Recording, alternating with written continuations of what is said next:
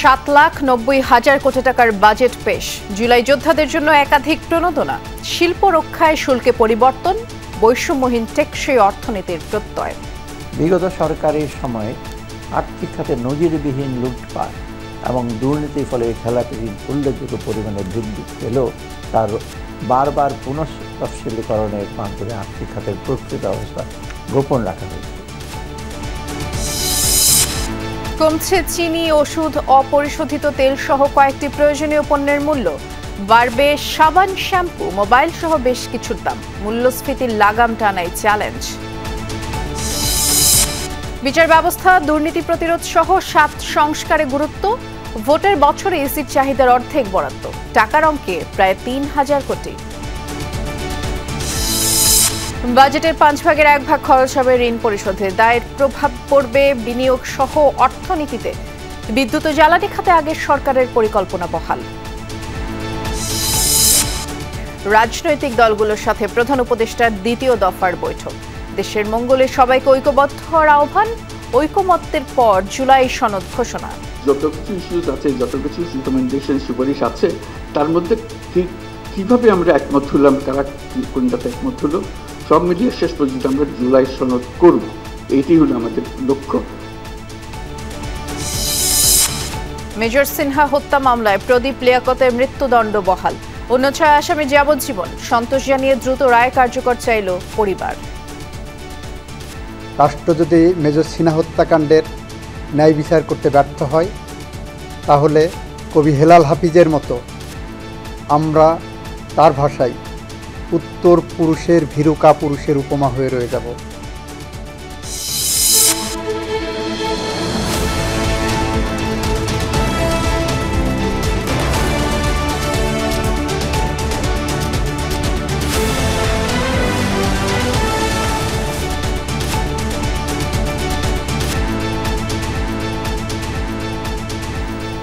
শুভেচ্ছা, আমন্ত্রণ সন্ধ্যার বাংলাদেশে। নুসরাত বৃষ্টির সাথে আছি। শিরোনামগুলো শুনছিলেন। গণতন্ত্রের অনুপস্থিতিতে এবারের বাজেট এক অদ্ভুত নাটকীয়তা। এবার গতানুগতিক জাঁকজমক নেই উচ্চ জিডিপির স্বপ্ন কিংবা মেগা প্রকল্পের ঢাকঢোল। সংসদের টেবিল চাপড়ানো উচ্ছ্বাসের বদলে নিঃশব্দ প্রত্যাশা। অর্থ উপদেষ্টা জানালেন 7,90,000 কোটি টাকার বাজেট দিয়ে জনজীবনের স্বস্তি ফেরানো কঠিন। তারপরও দেশ গঠনে গুরুত্ব পাচ্ছে প্রধান উপদেষ্টার 3-0 ধারণা।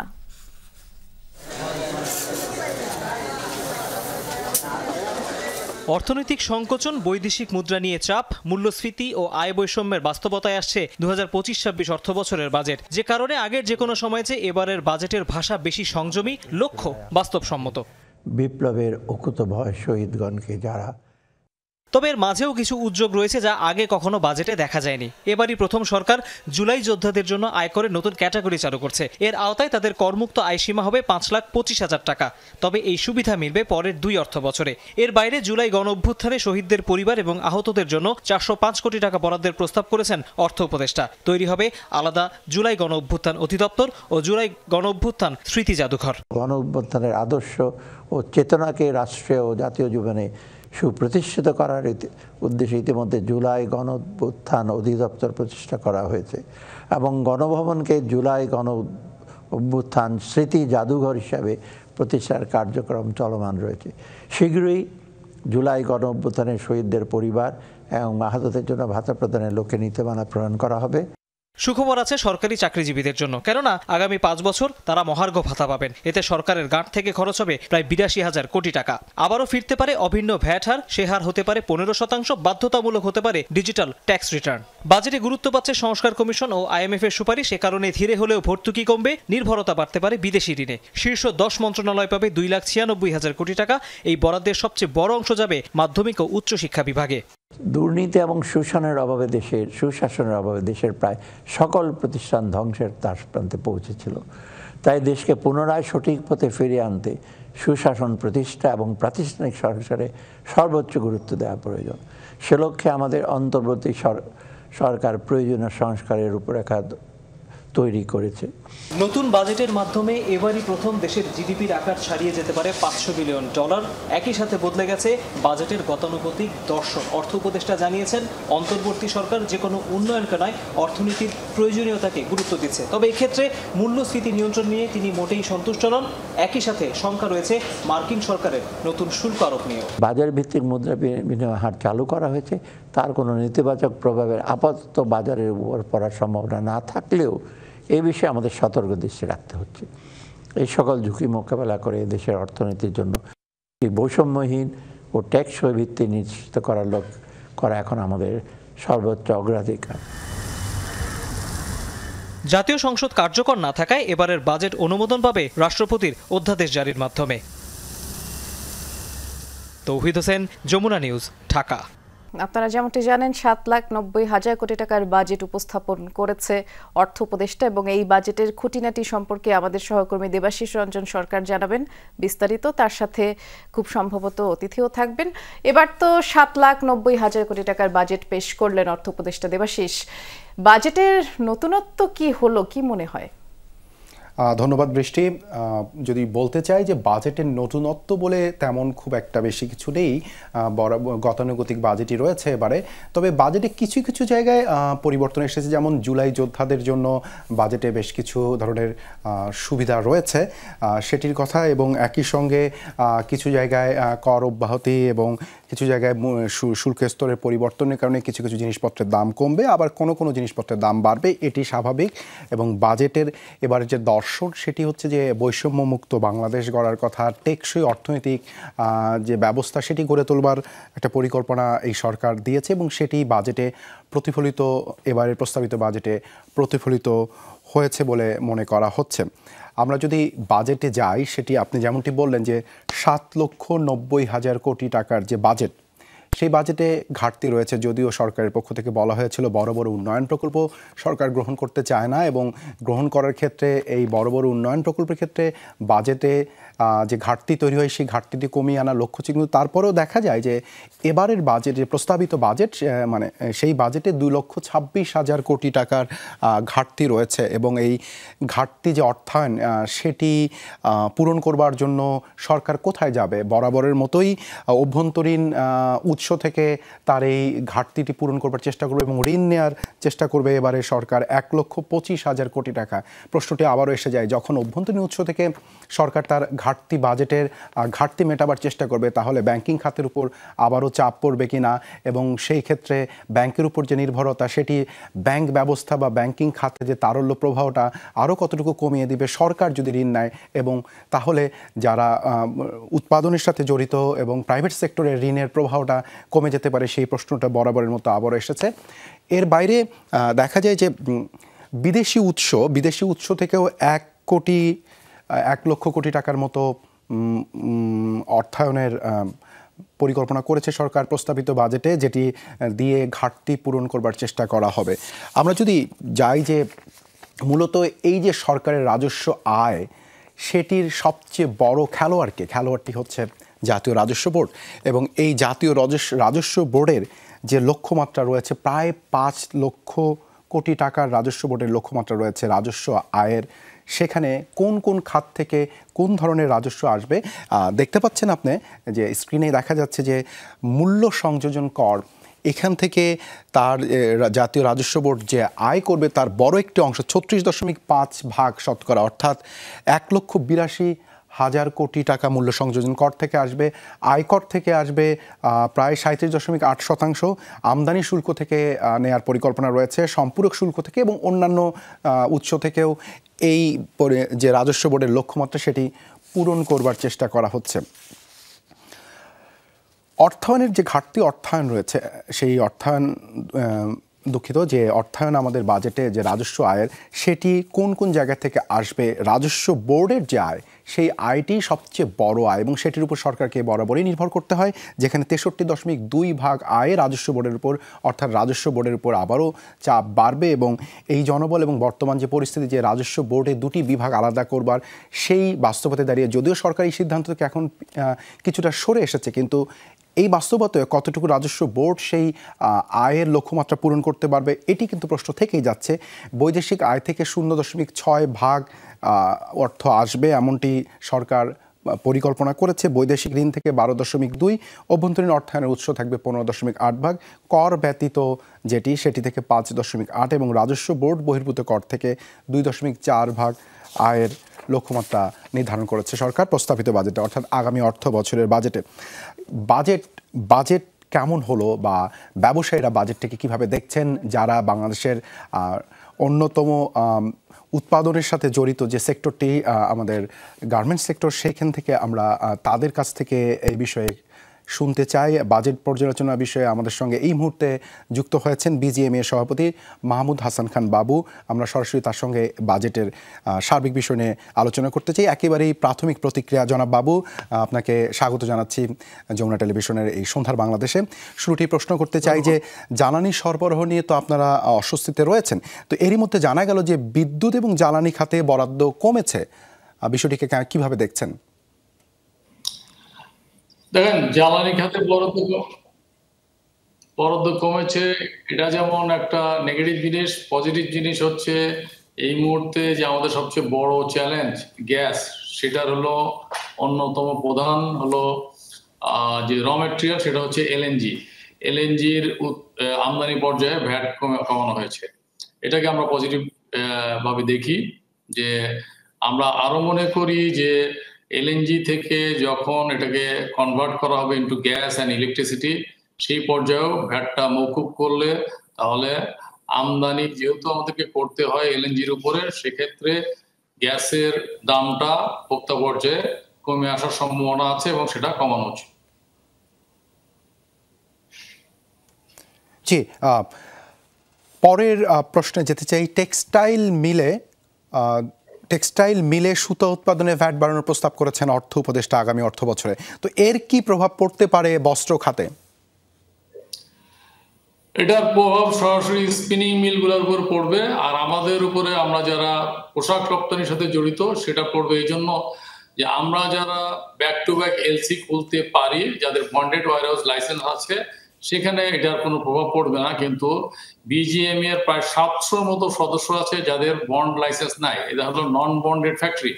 এরা অনেক সময় বাংলাদেশ ব্যাংকের একটা গাইডলাইনের কারণে ব্যাক টু ব্যাক এলসি খুলতে পারে না, তখন তাদেরকে স্থানীয় পর্যায়ে সুতা কিনতে হয় নগদ টাকা।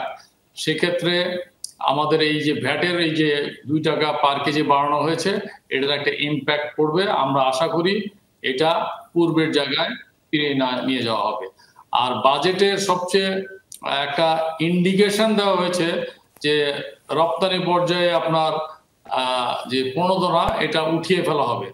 আমাদের বক্তব্য হচ্ছে এলডিসি গ্রাজুয়েশন না হওয়া পর্যন্ত এটা চলমান থাকা উচিত, এবং আমরা জানি যে ডাব্লিউটিওর একটা গাইডলাইন অনুযায়ী এলডিসি গ্রাজুয়েটেড হয়ে যাওয়ার 3 বছর পর পর্যন্ত এই রপ্তানি প্রণোদনাটা বহাল রাখা যাবে।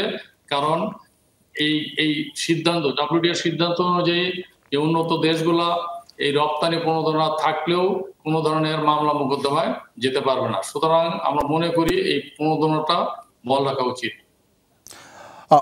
অনেক শিল্প খাতের তো কর অব্যাহতি শেষ হচ্ছে 30 জুন এবং সেটা আর বাড়ানো হচ্ছে না এমনটি, তো এর কি প্রভাব পড়বে বিনিয়োগ এবং কর্মসংস্থানে? স্বাভাবিক, আপনার কর অব্যাহতি থাকলে সেটা, এই যে কর অব্যাহতির যে আমাদের যে অ্যাডভান্টেজ, এটা আমরা কি করি, এটা আমরা নতুন ইনভেস্টমেন্টে যাই।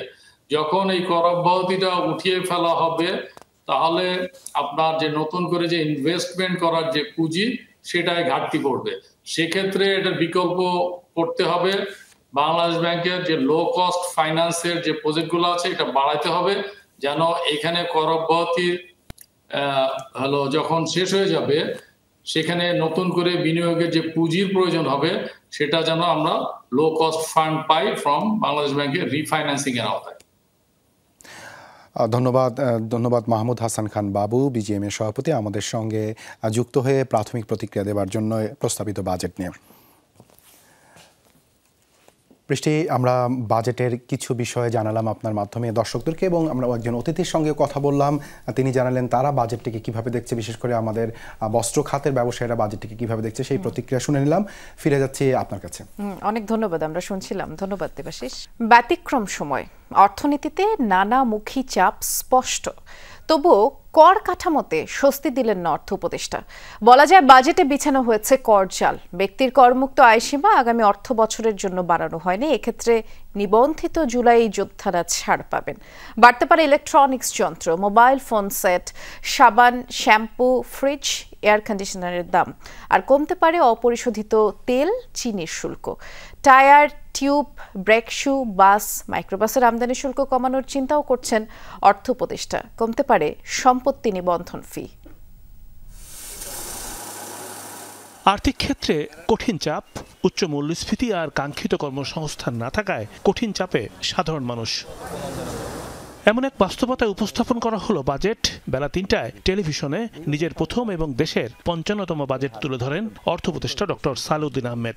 অপ্রয়োজনীয় ব্যয় কমিয়ে আনায় হাতে কিছু টাকা এসেছে, গড়তে চান ছিমছাম নতুন একটি ঘর, তাতেও স্বস্তি নেই। নির্মাণ সেবায় বাড়তি ভ্যাট বসিয়েছেন অর্থ উপদেষ্টা। অনলাইনে পণ্য কিনবেন, সেখানেও বাড়তি অর্থ গুনতে হবে।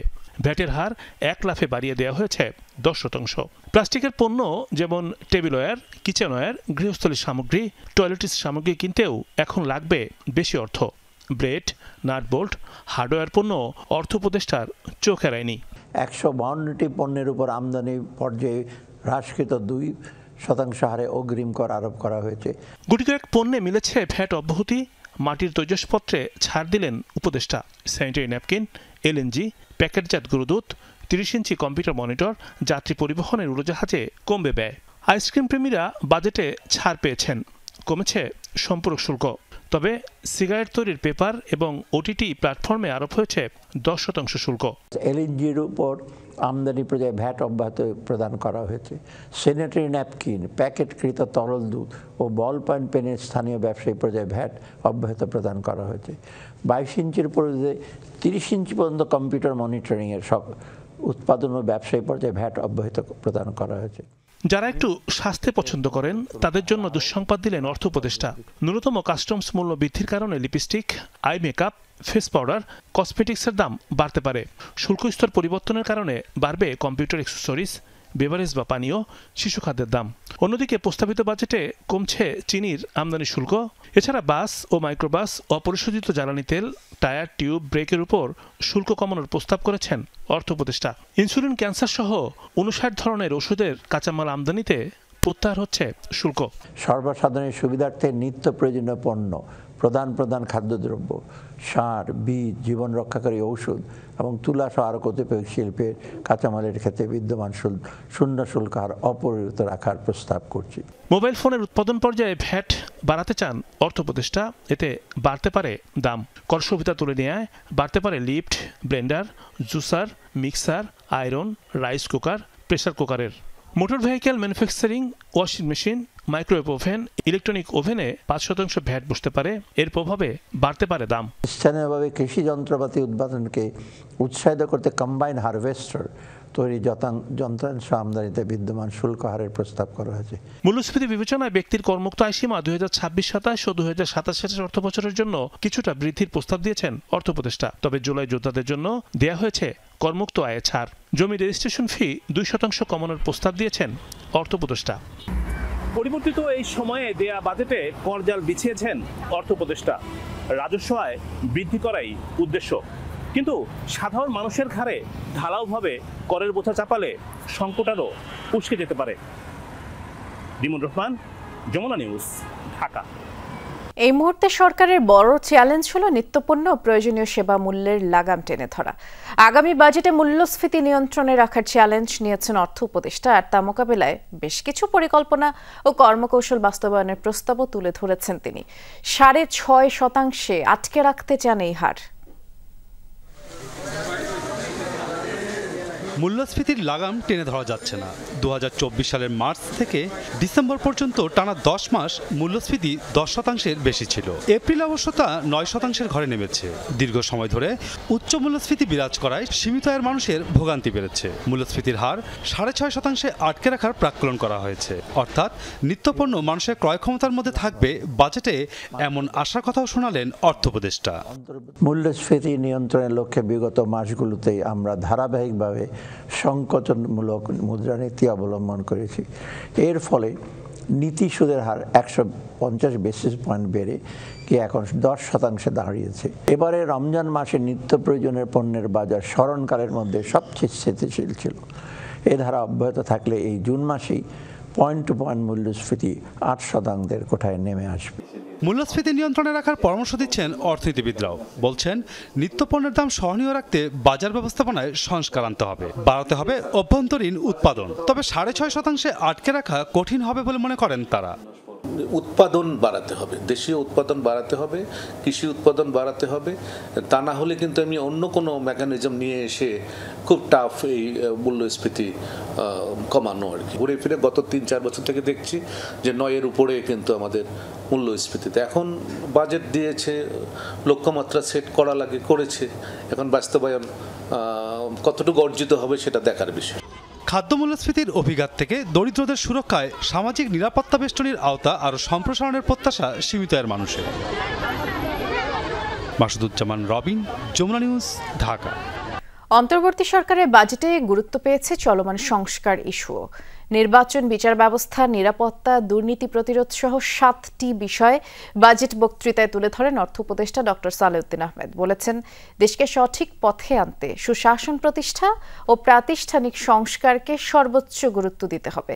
11টি সংস্কার কমিশনের প্রতিবেদন দ্রুত বাস্তবায়নের কথাও জানান তিনি।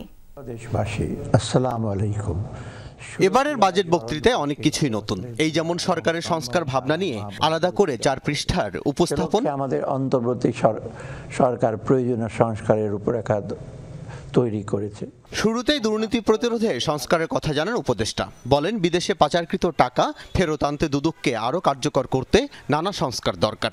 বিদেশে পাচারকৃত অর্থ ফেরত আনার বিষয়ে দুর্নীতি দমন সংক্রান্ত জাতিসংঘের কনভেনশন অনুযায়ী দুর্নীতি দমন কমিশন যথাযথভাবে কাজ করে যাচ্ছে।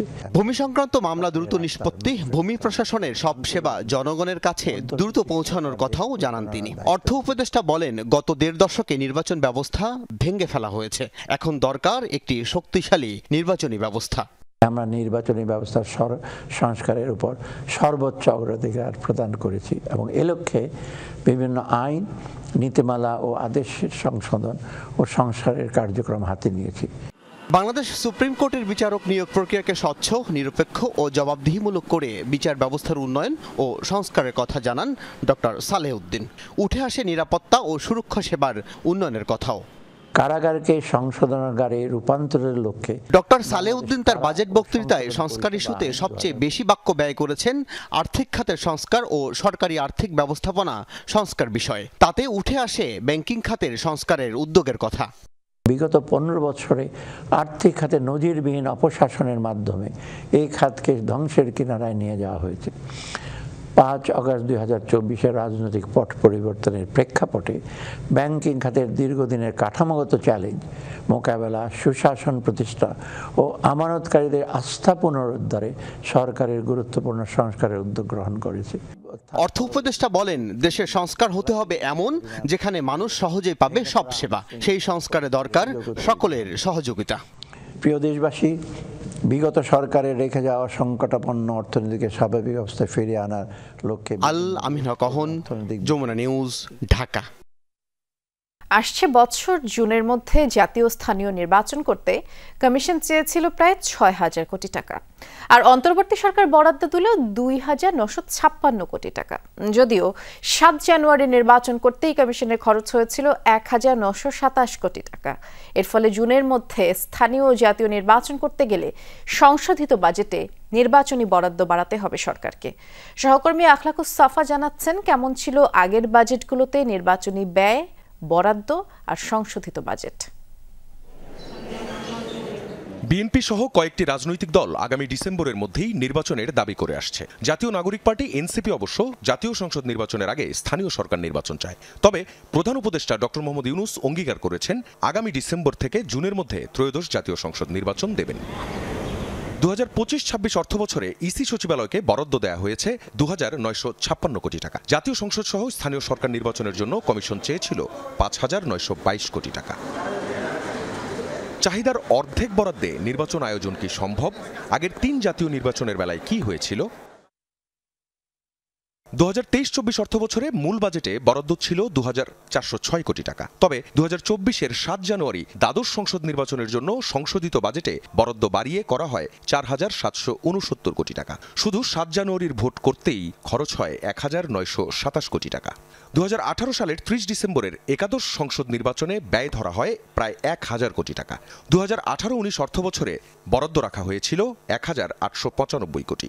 ওই অর্থবছরেও সংশোধিত বাজেটে বরাদ্দ বাড়িয়ে করা হয় 4,343 কোটি টাকা। 2014 সালে দশম জাতীয় সংসদ নির্বাচন হয়। ওই অর্থবছরে বরাদ্দ ছিল 1,649 কোটি টাকা। ইসি সূত্র জানায় মোট বরাদ্দের প্রায় 2,800 কোটি টাকাই ব্যয় হতে পারে শুধু ত্রয়োদশ জাতীয় সংসদ নির্বাচন পরিচালনা ও আইন শৃঙ্খলা খাতে।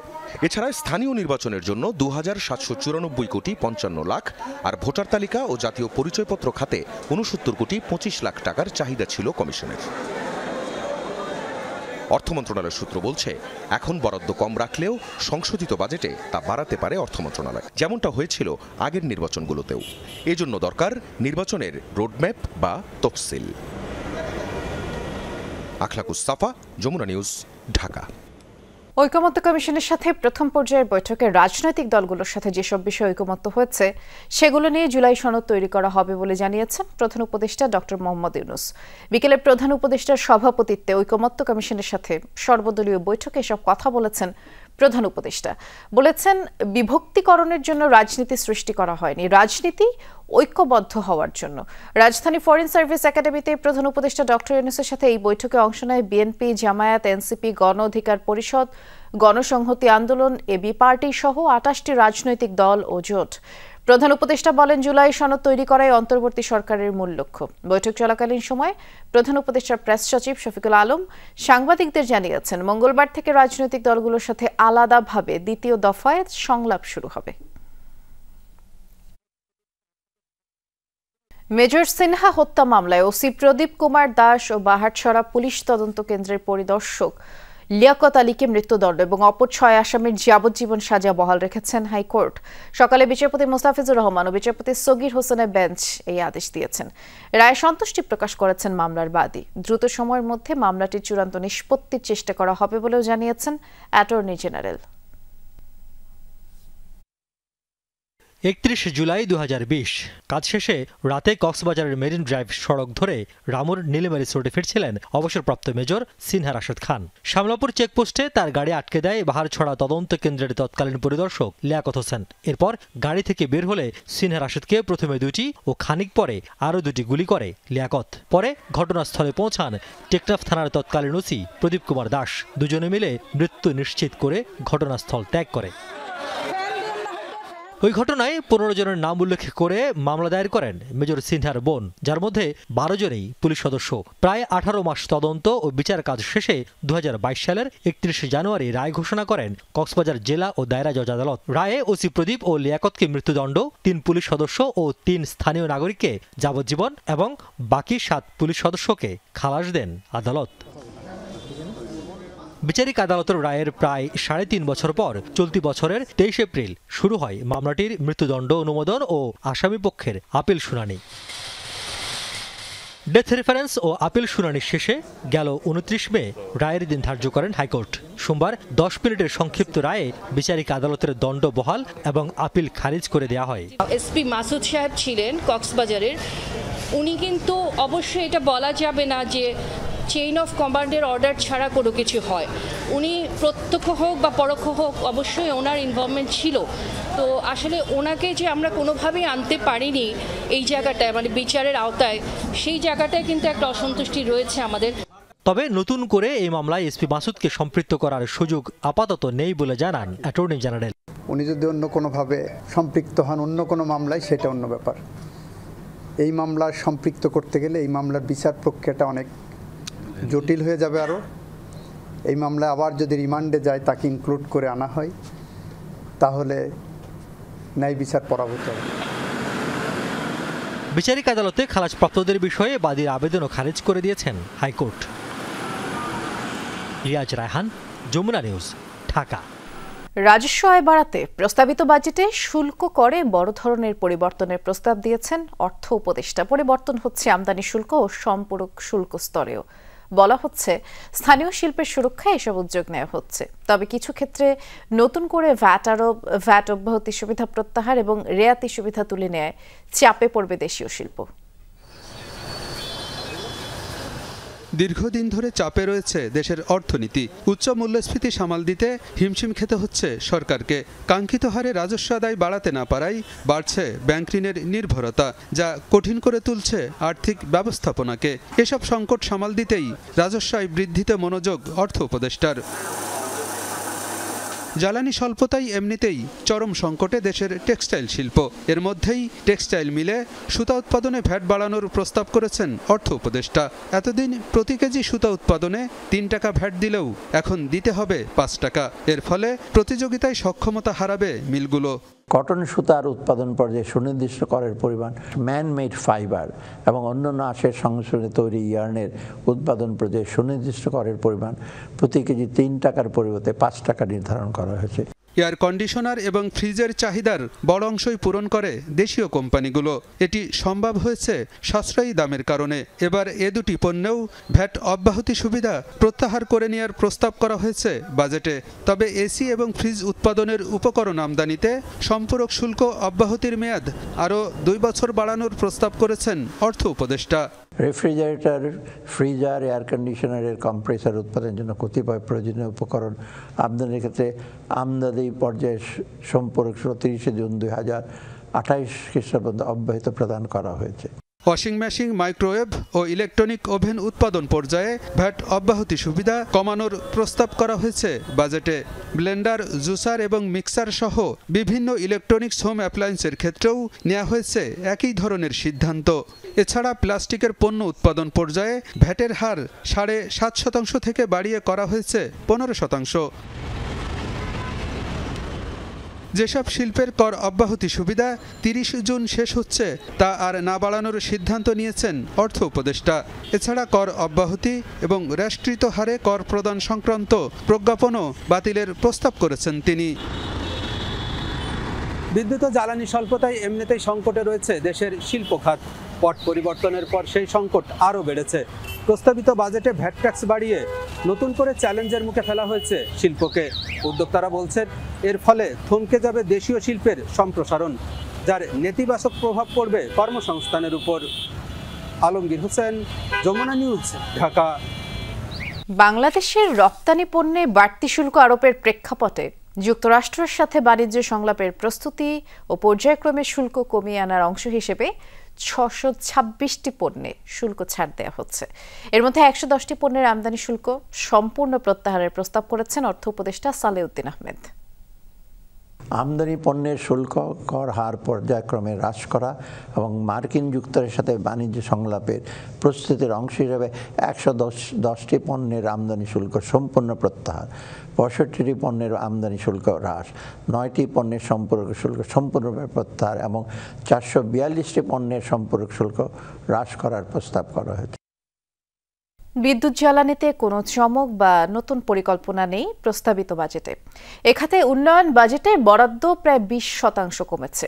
অর্থ উপদেষ্টা বলছেন, নবায়নযোগ্য জ্বালানি, নতুন গ্যাস কূপ খনন এবং তেল পরিশোধন সক্ষমতা বাড়ানো সরকারের অগ্রাধিকার। অবশ্য এসব খাতে গেল সরকারের পরিকল্পনাই বহাল রেখেছেন অর্থ উপদেষ্টা সালেউদ্দিন আহমেদ। জ্বালানি বিশেষজ্ঞরা জানিয়েছেন, বাজেট গতানুগতিক। বিদ্যুৎ ও জ্বালানির চুরি এবং অপচয় বন্ধের কোনো নির্দেশনা দেয়নি অন্তর্বর্তী সরকার। দেশে বিদ্যুতের স্থাপিত ক্ষমতা 30,000 মেগাওয়াট, কিন্তু তার সাথে তাল মিলিয়ে জ্বালানি সক্ষমতা বাড়ায়নি আওয়ামী লীগ সরকার। ফলে 15,000 মেগাওয়াটের বিদ্যুৎ চাহিদা মেটাতেও হিমশিম অবস্থা। অন্তর্বর্তী সরকারের বাজেটেও নেই সংকট সামলানোর তেমন কোনো নির্দেশনা। বিশেষ বিধান আইন 2010 বাতিল করা হয়েছে। বক্তৃতায় জ্বালানি সক্ষমতা বাড়াতে 69টি নতুন গ্যাস কূপ খননে বাপেক্সকে নির্দেশনা দিয়েছেন সালেউদ্দিন আহমেদ। অবশ্য এই উদ্যোগ আগের সরকারের পরিকল্পনার অংশ। পাশাপাশি পরিশোধিত তেলের চাহিদা মেটাতে আগের মতো ইস্টার্ন রিফাইনারির সক্ষমতা বাড়ানোর পরিকল্পনাও বাস্তবায়ন করতে চায় সরকার। পেছনের সরকারের ধারাবাহিকতা রক্ষা করবে এটা মনে করার কোনো কারণ নেই, যদিও আমরা দেখতে পাচ্ছি তারই ধারাবাহিকতা রক্ষা হচ্ছে।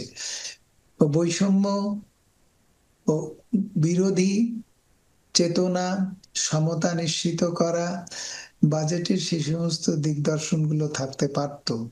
এবার 20% কমানো হয়েছে বিদ্যুৎ ও জ্বালানি খাতে বরাদ্দ। বার্ষিক উন্নয়ন বাজেটে দ্বিতীয় সর্বোচ্চ খাত হলেও পরিমাণ কমে দাঁড়িয়েছে 22,000 কোটিতে। আগের বার যা ছিল 30,000 কোটি টাকা। তা আমি এটাকে ইতিবাচক হিসেবে দেখতে চাই, তবে প্রোভাইডেড রাজস্ব বাজেটেও আরো বেশি কমানোর সুযোগ আসছে। যদি আমি দেখতে পাই যে সরকারি কর্মকর্তারা ব্যক্তিগত গাড়ি ব্যবহার বাদ দিয়ে তারা গণপরিবহন ব্যবহার করছে, তাহলে আমি বাজেটকে এক কথায় গণবান্ধব হিসেবে স্বাগত জানাবো। বিদ্যুতে 20,284 কোটি ও জ্বালানিতে 2,084 কোটি টাকা বরাদ্দ রেখেছে অন্তর্বর্তী সরকার। রাসেল আহমেদ, যমুনা নিউজ, ঢাকা। ধামরাইয়ের এক বাড়ি থেকে মা, 2 ছেলে সহ 3 জনের মরদেহ উদ্ধার করেছে পুলিশ। দুপুরে গাঙ্গুটিয়া ইউনিয়নের রক্ষিত এলাকায় বসতঘর থেকে মরদেহগুলো উদ্ধার করা হয় এবং পুলিশ জানায় নিহতের স্বামী মারা গেছেন আগে। মেয়ে ঘরের দরজা বন্ধ দেখতে পান, ভূতদ্বারে দেখে 3 জনকে অচেতন অবস্থায় দেখতে পান তারা। এই ছিল আজকে সন্ধ্যার বাংলাদেশ আয়োজনে সাথে থাকার জন্য ধন্যবাদ।